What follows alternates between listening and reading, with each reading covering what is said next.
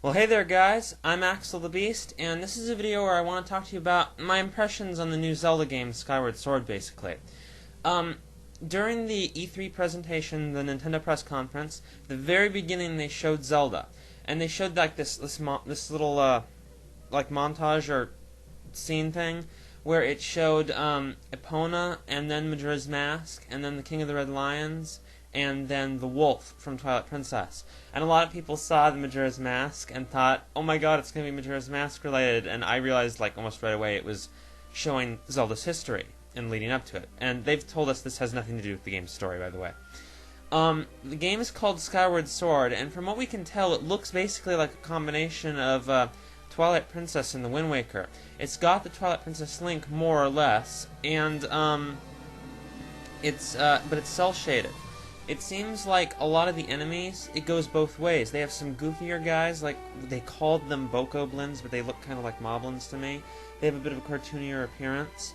The Octoroks you see look pretty goofy, but also they have the Stalfos, which look somewhat frightening. And then like the Dekubabas look almost identical to their Twilight Princess counterparts, except for one significant difference. And this goes along with the rest of the game, they're very colorful. The whole game is very colorful, more so than the Wind Waker in my opinion. The Dekubabas, they look beautiful despite being terrifying looking plant monsters that despite the colors would look right at home in Twilight Princess. The graphics do look a little rough from what we can see, but at the same time the style basically, it resembles watercolor paintings in a way. Like, the way they do the textures and everything, aside from the enemy graphics, which doesn't quite look this way, a lot of the textures on the environment look really, blended and bright and watercolor-like. It's very beautiful in my opinion. Basically, the style is exactly what I wanted. It maximizes the aesthetics and art, but it balances the seriousness and the the whimsical fantasy adventure feel quite well in my opinion. Some concerns have been raised about Link looking a bit out of place, because some of the enemies look really goofy, yet Link looks like Twilight Princess. But at the same time, I think the style mix is actually, where they have like the characters actually are from different styles, I think it kind of creates its own style in a way. Now, I can admit the game looks a little rough, but Nintendo themselves have said they're working on polishing the graphics. That's one of the things they're working on right now. That's one of the only things they have left to do. So I'd expect things to improve a little bit and look a little better as time goes on. Some of the items, we saw some items and some gameplay in the presentation. There's actually no story stuff in the whole thing. They did some story stuff in interviews later, and I'll get to that. I love the swordplay. From what I can see, the Wii Motion Plus stuff looks great. The bow, it's like, really realistic controls, and the slingshots, point and shoot, and I kind of expected two items like that, two, long-range items. That one was more, the long-range stuff, and the other was a point-and-shoot thing. The gameplay, they've said this, and you can see it, that the gameplay is going to be more seamless, because you see Link running around drinking a potion instead of, stopping and doing this little drinking animation. And he's, trying to run away from the enemy while he's drinking. I believe it was, either Miyamoto or Aonuma said something about them making the gameplay more seamless. And that sounds pretty interesting. Might make the game more action-packed. There were two interesting items we saw, the whip, and they call it the Beetle. The whip is a lot like what we saw in Spirit Tracks, but it's Wii Motion Plus controlled, and apparently it can't hurt enemies, it just grabs all kinds of stuff and stuns enemies, and it looks pretty interesting. And the Beetle is especially intriguing because it fires off this little mechanical guy, this little mechanical beetle, and he flies around and he can grab items like bombs and drive them into things or retrieve them, and you can just get like a bird's eye view of the area. It looks pretty interesting. Reminds me of like the seagulls from the Wind Waker. And apparently now you can roll bombs along the ground like bowling balls, so maybe we'll actually have some combat application for them finally, some practical application. We saw a lot of kinds of interesting enemies. I already mentioned a few, but I just gotta say, and I like the Choo-Choo. It's different than the Wind Waker design that I've fallen in love with, but it's better than the Twilight Princess design, and it's pretty interesting in its own right. I know that Choo-Choo isn't important, but I have to bring it up. I love Choo-Choos. pretty much right away, or at least very shortly after E3 started, 3 of my predictions were proven correct. You know, that predictions video I did. The game is definitely lighter. That's obvious right off the bat. It seems lighter for sure. This definitely in style, at least. The story is a little less unclear because we don't know much about it, but from what we have heard, it seems lighter as well. The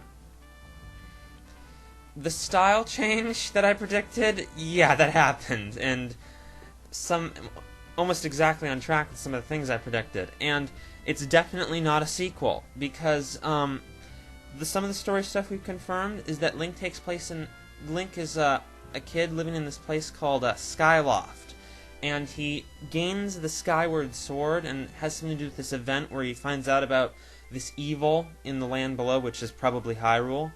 And he uses the Skyward Sword because it has some kind of power to travel down, and he starts his quest, and he learns about why these 2 lands, Skyloft and probably Hyrule, have been separated, and also apparently the Skyward Sword is to become the Master Sword. Furthermore, the Skyward Sword is intelligent and has and it's supposed to turn into that girl from the artwork. So basically those Master Sword theories were correct. Also, the origin of the Master Sword theories are also correct. So, since almost all games in the series feature the Master Sword, this is a prequel to at least most of the series. And I think that's very interesting because we could get kind of like a fresh timeline thing here. Because if it's at the beginning of the timeline, which it probably is going to be, they can kind of not worry about the other games holding them back. And I think this story could turn out to be pretty interesting this time around, and it could be intriguing for the timeline or just stand alone. It's kind of interesting to get this prequel, and it's also interesting that it confirms quite a fair amount of the rumors we've had. On stage at E3, Miyamoto had some problems with MiiMotion Plus. He'd have to swing a couple times to get it to do one swing in the game. They said something about wireless interference on the stage, and there's been confirmation of that. In an interview, they said the same thing, and from when it was playable on the show floor, several people also confirmed that they were pretty sure it was just interference because they didn't have any trouble with it. So I think we can be relieved and rest easy that the controls are going to be seamless. The controls really look great, and the gameplay is interesting because a lot of foes will block at certain angles, and you have to swing at particular angles to defeat them. And bleeding into that, Aonuma said that the gameplay will be harder. He said he likes to have puzzles where you actually have to think. He likes to have a bit of a challenge so there's a reward for getting through things. And he also said the way the swordplay works and how it's more strategic, he basically said that also will add to the difficulty. So I'm a little happy that we might get a harder game. It doesn't look like it's going to be destructively difficult like games like Devil May Cry, which is really hard, by the way. So that's good. I think it might strike a very appropriate balance, maybe somewhere along the lines of Ocarina of Time, or between Ocarina of Time and Majora's Mask, perhaps. That seems pretty ideal. Also, they've said stuff that the game will probably be shorter, like in terms of length. But denser. They've described it like that the game will have less in it, but what will be in it will be much more deep. There'll be more to do with that stuff. That sounds interesting. They were comparing it to Twilight Princess when they were talking about this, saying they did too much in Twilight Princess and they want a denser game than Twilight Princess.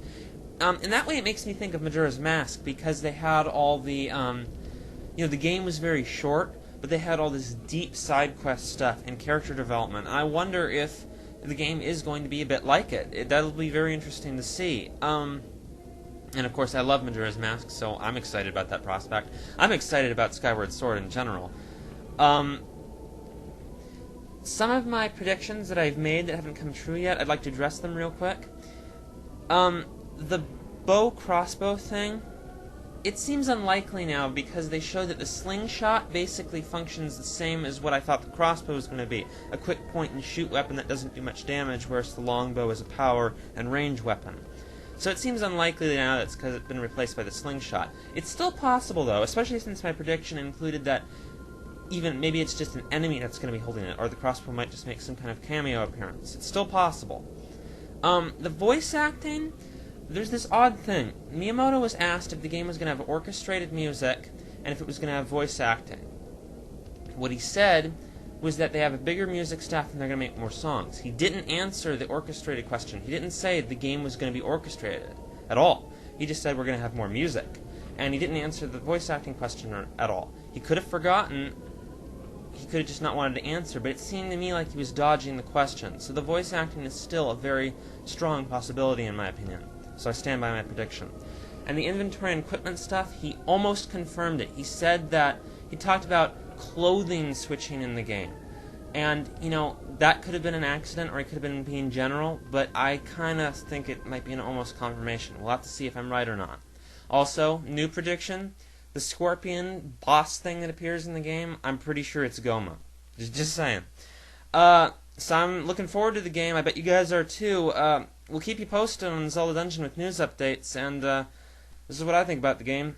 Later, guys.